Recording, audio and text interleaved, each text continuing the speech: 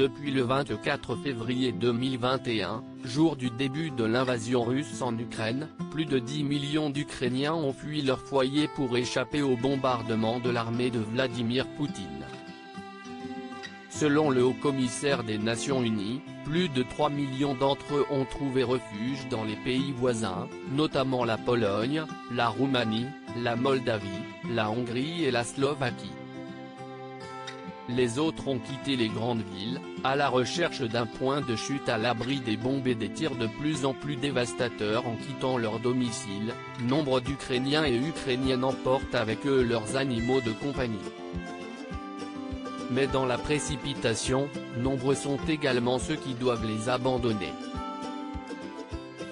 Invitée sur les ondes de France Inter mardi 15 mars, la porte-parole de l'association PETA France, Anissa Putois, a mis en lumière cette conséquence insoupçonnée des combats.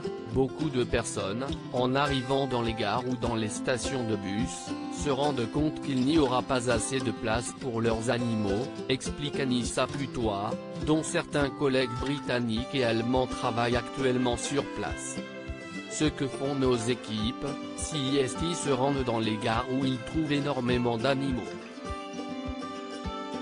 Des chiens attachés à des rambardes, des chats encore dans leur cage de transport.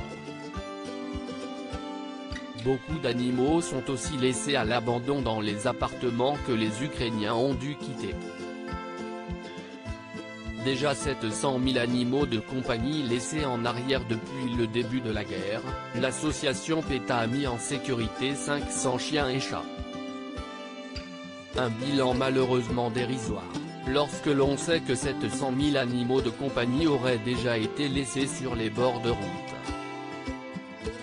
Et ce n'est que la partie émergée de l'iceberg.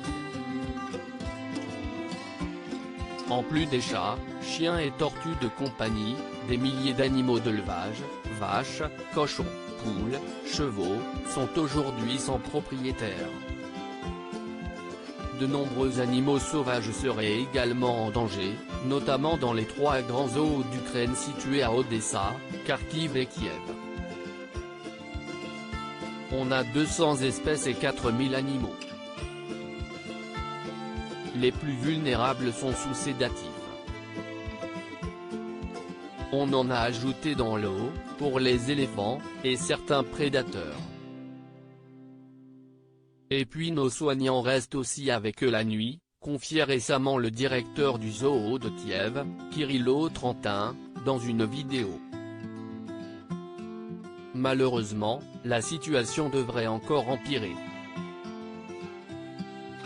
Chaque jour, des dizaines de milliers d'Ukrainiens sont contraints de fuir leur foyer pour échapper à la guerre. Loading widget.